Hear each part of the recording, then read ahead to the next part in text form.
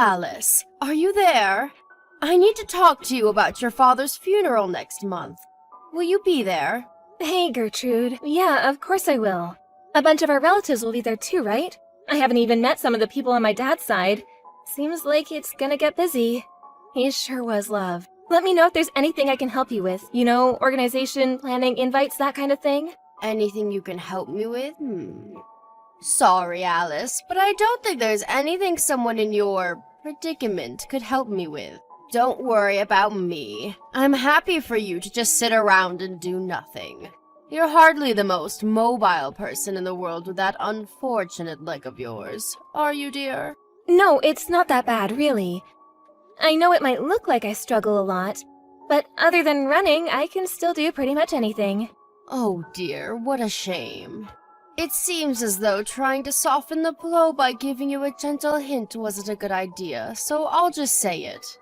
I don't need our relatives thinking I'm so incapable I need to enlist the help of a cripple, thank you very much. If you do insist on coming, make sure you sit quietly and don't get in my way. Oh, I'm sorry, Gertrude. I understand. The fact that my son married a cripple in the first place is embarrassing enough. Without me being seen to be reliant on you to carry out basic tasks. What in heavens was he thinking? Telling people you exist is uncomfortable enough. I hardly feel like parading you around in front of everyone. I hope you don't think I've acknowledged you as my daughter, because most certainly I haven't. My Sam was adamant he only had eyes for you, and that your disability made no difference to him. That boy's so damn stubborn I knew resilience was futile, which is why I begrudgingly accepted it. Right, I see. I was looking forward to having a cute daughter-in-law to take out to cafes and on shopping trips with me. I had such high hopes. What an astronomical disappointment you turned out to be. I would have never believed in a million years he'd choose to spend the rest of his life with damaged goods like you. He must be atoning for some seriously evil deeds in a past life. That's the only explanation that makes sense to me. Gertrude, please, why do you have to speak to me like this? Sam's the kindest man I've ever met. Besides, it's not like we fell for each other because of our looks in the first place. I fell in love with your son because of who he is deep down, just like he did with me. Just because one of my legs doesn't work makes no difference to him. I don't need you to tell me how kind Sam is. I'm his mother, for heaven's sake. Let's face it, he'd have to be a saint to choose a useless good-for-nothing like you. Gertrude, I love your son, and I'll do whatever it takes to win your approval. I want you to know that I'd do anything for him, and to rest assured that he's in good hands with me. What good could a malformed cripple who's so totally reliant on others she can barely tie her own shoelaces possibly do for my son? I do wish you wouldn't talk such nonsense, dear. I can't claim to have any idea what you're like getting around the house, but I've seen you many a time using crutches and a wheelchair outside. Right. So, what? So you have the mobility of a 97-year-old, and you have the gall to claim I should rest assured that my son can rely on you? What would you do if he couldn't work for some reason? What would you do if he lost his job? I'd help out with the family finances for as long as he needed me to. Of course I would. I freelance from home, so my lack of mobility doesn't mean I don't bring in any money. And even while I may technically be disabled, beyond the occasional, very minor inconvenience, it doesn't cause me any problems in day-to-day life. It's precisely because I find that so hard to believe that I'm worried, my dear. But I suppose worrying won't get me anywhere. We have to face the facts. Worrying won't make your legs work again. I'm sorry. Did I ask you to apologize? No, I did not. Ah, yes, that reminds me. There was a favor I wanted to ask of you. Oh, really? What is it? I'd love to help out. I wanted you to get rid of all of the weeds in my yard before your father's funeral. Got it, no problem. I'm pretty sure I recall you having an electric mower, right? I'll have it done in a jiffy with that. Unacceptable! Do you know how weeds work, my dear? Let me tell you about weeds. Much like how you've got your claws buried in my son's heart, weeds take root deep within the soil. I want you to pull every last one of them up, roots and all. The electric mower simply isn't going to cut it. You have to do it by hand. Oh, wait a second. Will that be difficult for you, with being a cripple and all? No, don't worry, it's fine. I'll have it done before we leave for the funeral, I promise. I expect great things, Alice. This should be interesting. You might actually be of some use to me for the first time in your life. Alice, you've really gone and done it this time, you silly girl. Hi, Gertrude. Did I do something wrong? At the funeral. You told all of your relatives you cleared out all of the weeds in my yard, didn't you? Well, yeah, kind of. But it's not like I was especially eager to talk about weeds or anything. It's just that everyone was discussing gardening, so I mentioned what I did in your garden this afternoon. After I got clearing out the weeds, you asked me to plant some flowers in the freshly invader-free soil, did you not? One of my relatives was really curious, and she asked me all kinds of things about how to plant and care for the flowers. That may be so, but why did you have to be so idiotically honest? Some things are better left unsaid. Huh? What do you mean? Are you trying to make our families think I'm the kind of person who forces her disabled daughter-in-law to clear out the weeds in her garden? You're so thoughtless and insensitive. How could you do this to me, you little ingrate? I'm your mother-in-law, did you forget that? Would it hurt you so much to say some nice things about me once in a blue moon, or to try and uplift me instead of destroying my reputation? Oh, look, Gertrude, I'm sorry. I didn't realize I was doing anything to upset you. It wasn't intentional.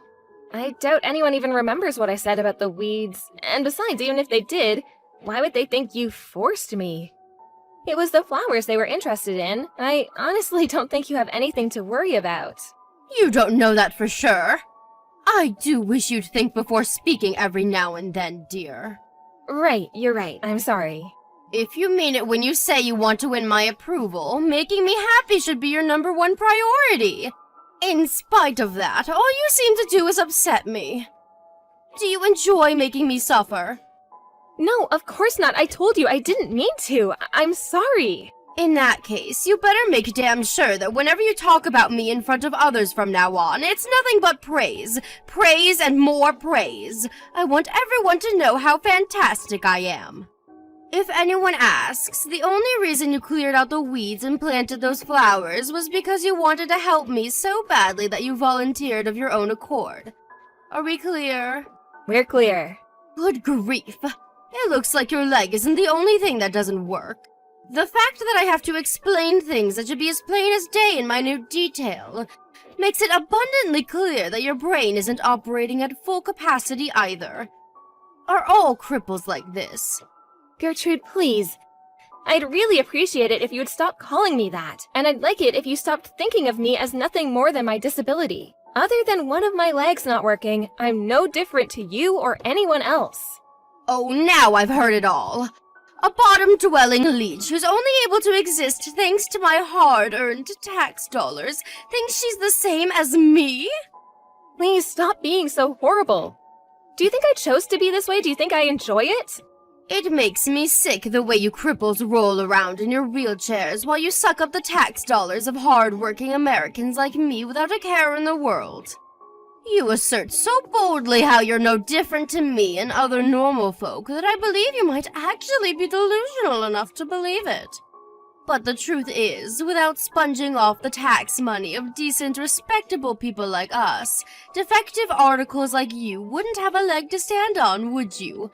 Pardon the pun. I know you can't help the way you are, but you could at least try being a little more damn humble. I'm not gonna deny it. Maybe there are some disabled people who behave arrogantly and act like the world owes them something, but most of us are incredibly grateful for any help we get. Are you really? I wonder. Consider the following. You, damaged goods in the real sense of the term, managed to bag yourself a high-spec guy like my son. You're privileged enough to be enjoying a happy, fulfilling life of the kind that in a just world would only be possible for normal people.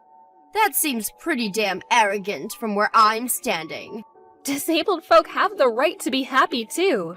Throw away these despicable ideas of yours at once.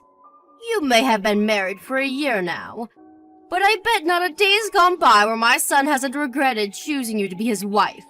How about you hurry up and accept how miserable you make the people around you and do my son the enormous favor of divorcing him and getting out of his life once and for all? Wait, are you telling me to leave Sam?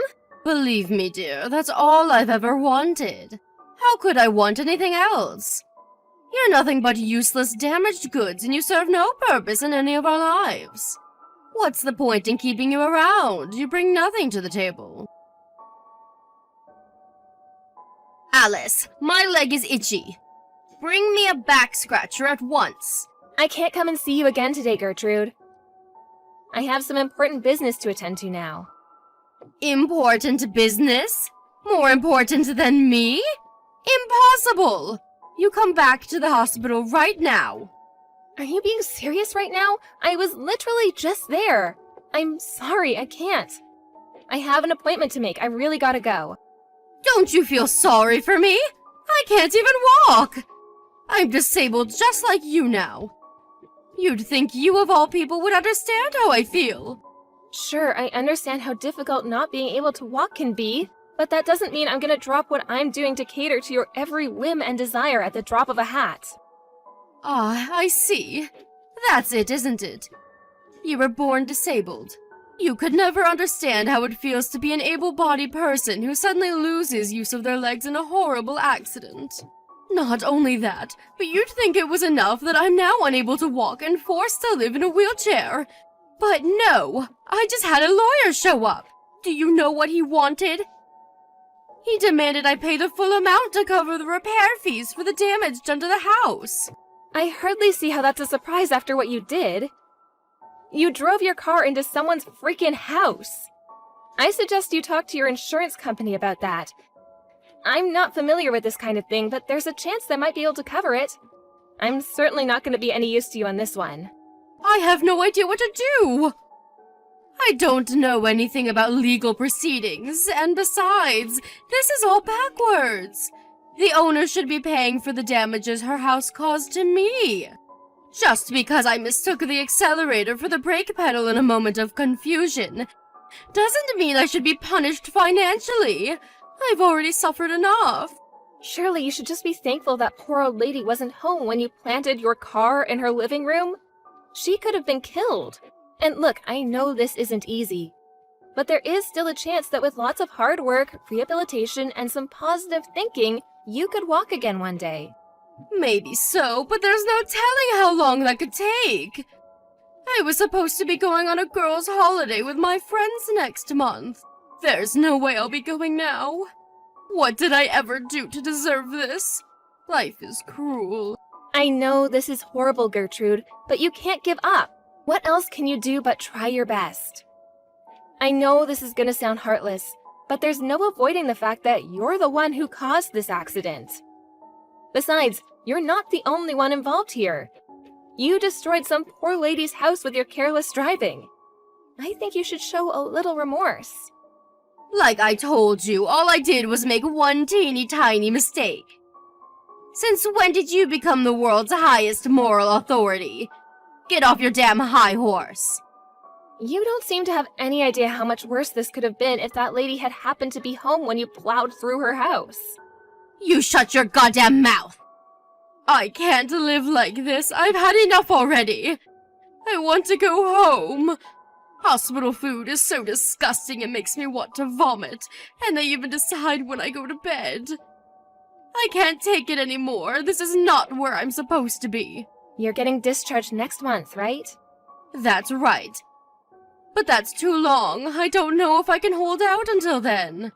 It's not like being all cooped up in here is going to make me any more likely to walk again. I'm just suffering needlessly. Gertrude, please.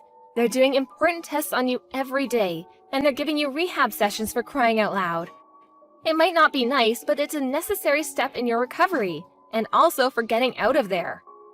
Please do your best. We believe in you. Oh, that reminds me. I wanted to talk to you about what happens after I get discharged from this god-forsaken hellhole. I've decided I'm going to live with you and Sam. Huh? Don't act so surprised. I live in a wheelchair now, you know. How am I supposed to get by without anyone to look after me? There are tons of people in wheelchairs who live alone. Sure, things will undoubtedly be difficult at first, and we'll be around to help you while you get used to everything. Wait a second. You're not trying to tell me I can't live with you, are you? I know you wouldn't do that. Yes, that's exactly what I'm saying. I'm sorry, but you can't live with us. It's impossible. Why not? I'm Sam's mother. We're family. I know that. But Sam has no intention of letting you move in with us either. You're lying. There's no way my lovely, kind, caring Sam would let his own mother down in her hour of need. He's not like you. Oh, Gertrude, I'm really sorry to have to bring this up at a time like this. But you've been horrible to me ever since we met. Me? Horrible to you? What in heaven's name are you talking about, young lady? I have no recollection of doing any such thing. You make fun of me for being disabled? You do nothing but insult, demean, and belittle me at every opportunity. You probably treat your garbage better than you do me. All I've ever done is tell the truth. Whether you think something is true or not gives you no right to abuse me. I did my best to build some kind of positive relationship with you because you're Sam's mom and I wanted us all to get along. I wanted to win your approval so badly that I held my tongue and tolerated everything you said to me in the hopes that one day you'd finally give me a chance. But Sam told me I shouldn't keep putting up with it. And you know what? He's right. Fascinating. Just fascinating. What a riveting story. Not. What's your goddamn point, noodle leg? None of this has anything to do with me. I will be moving in with you. I won't be able to get by otherwise. Please start looking into disability-friendly accommodation, or if you're so tired of living alone, care homes. Because you are absolutely not moving in with us, and that's final. You don't have to take my word for it. Sam says he's gonna message you soon, so be my guest and wait to hear it from him if you like. The sooner you understand and accept this, the better. No way! Sam would do anything to help me, no matter what. I'm his mother and he loves me. I won't lose to an arrogant, wet behind the ears little ingrate like you. Gertrude, this isn't about winning or losing. I'm moving in with you. We're not negotiating here. This has already been decided. Your opinion is irrelevant and I never asked for it. I can't believe that you of all people would treat me so cruelly and heartlessly despite having been disabled your whole life. You should understand what I'm going through more than anyone. What's wrong? Are you scared you won't get my son's full, undivided attention anymore? That's it, isn't it? You're jealous.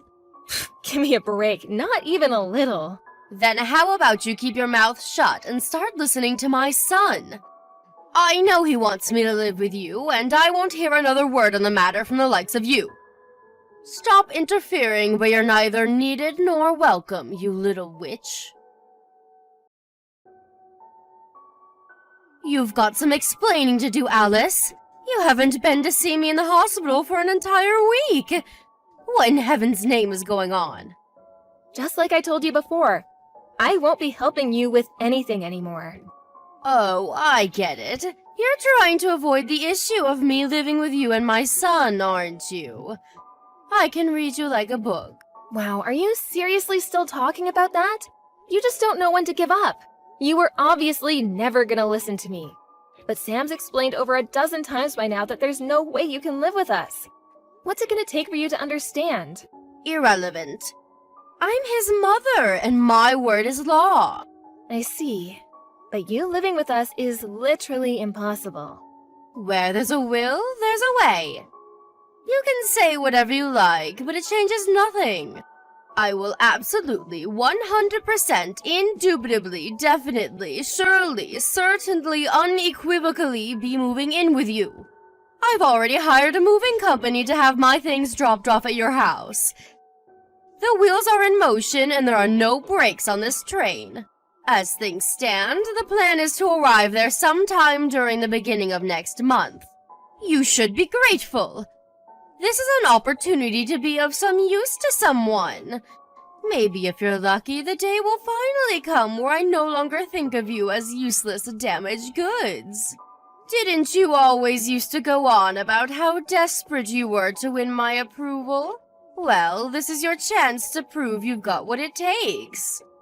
You're already making preparations to move in with us? Wait a sec. You mean you're moving abroad with us? Huh? Abroad? Yep.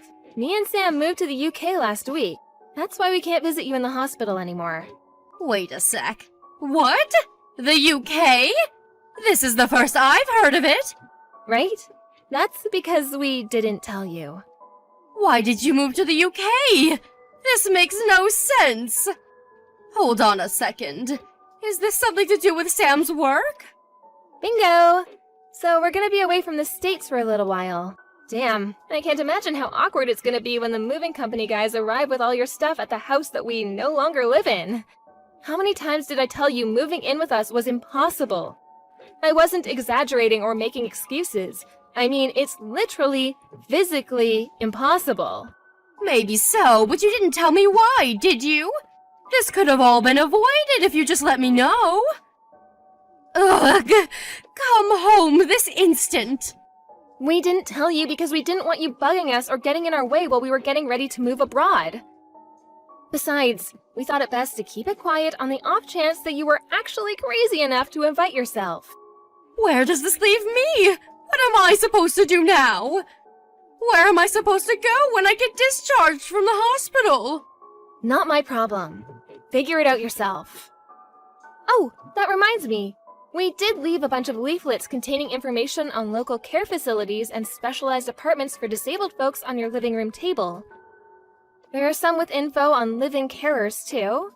Take a look at those and plan your life yourself. Are you abandoning me? How could you do this? I'm in a goddamn wheelchair!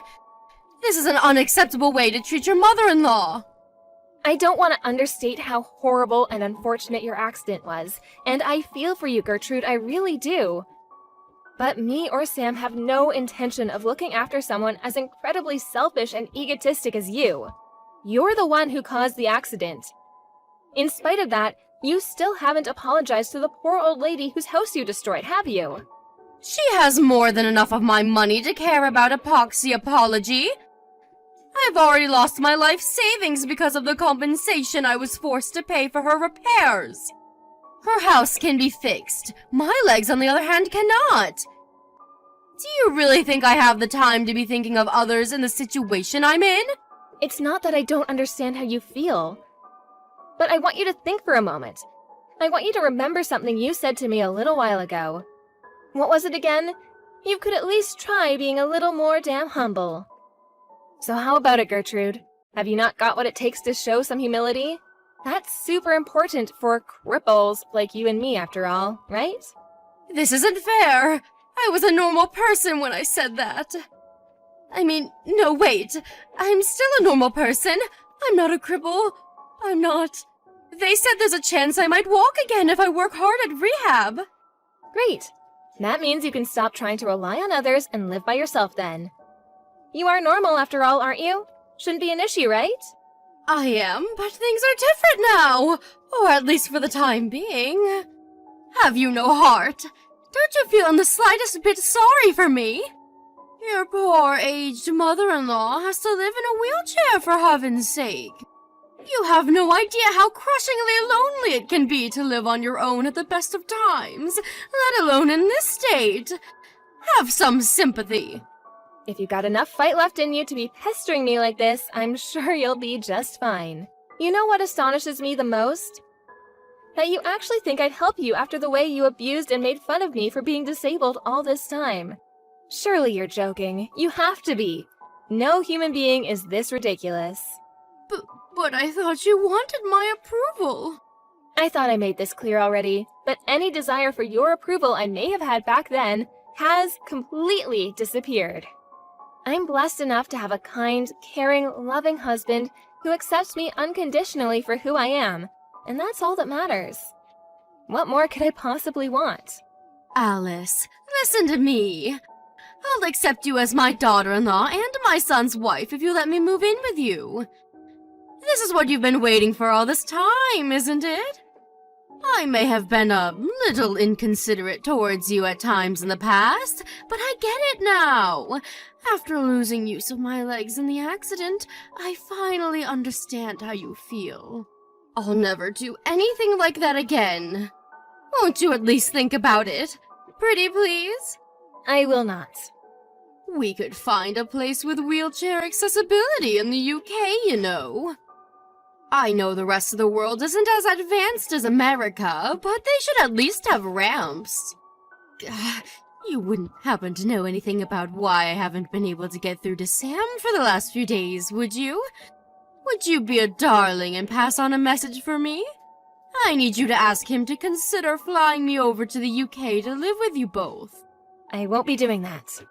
But Alice, I'm begging you. I'm in a wheelchair and I'm begging you. What's the harm in passing on a message? Why won't you just hear me out here? You haven't heard me out even once ever since we met. Why should I suddenly be interested in anything you have to say? Alice, I'm so sorry. I've been a fool. I'm so sorry for the way I've treated you. My behavior was unacceptable. I feel horrible, dear. But I really am begging you here. I'm begging you with every last fiber of my being. Please. Please don't abandon your mother-in-law like this. Sam already made this clear, but apparently it didn't go in, so I'll tell you again. You're not the only human being on this planet, and you need to start living with some consideration for others for a change. The world owes you no favors, and you can't always get your own way. That's life, and the sooner you accept it, the better. I'm not saying I want my own way all the time. Besides, I obviously don't get it, do I? If I did, I wouldn't be alone and miserable in this wheelchair. This isn't my fault. There's no reason for me to speak to you as long as you're living in denial of what you've done. Have a nice life. Alice, wait. I'm begging you. Please just pass the message on to Sam. That's all I ask. You can hate me, you can curse me, you can think what you want of me, but please, please pass on the message. I'm sorry. I'm remorseful for the way I treated you. I'm sorry I ignored the way you felt for so long, and I'm sorry I ignored everything you and Sam said to me. There's nothing I can do for you. Surely that's not true. Sam thinks the world of you. Surely one word from you is all it would take for him to reconsider how he feels about me.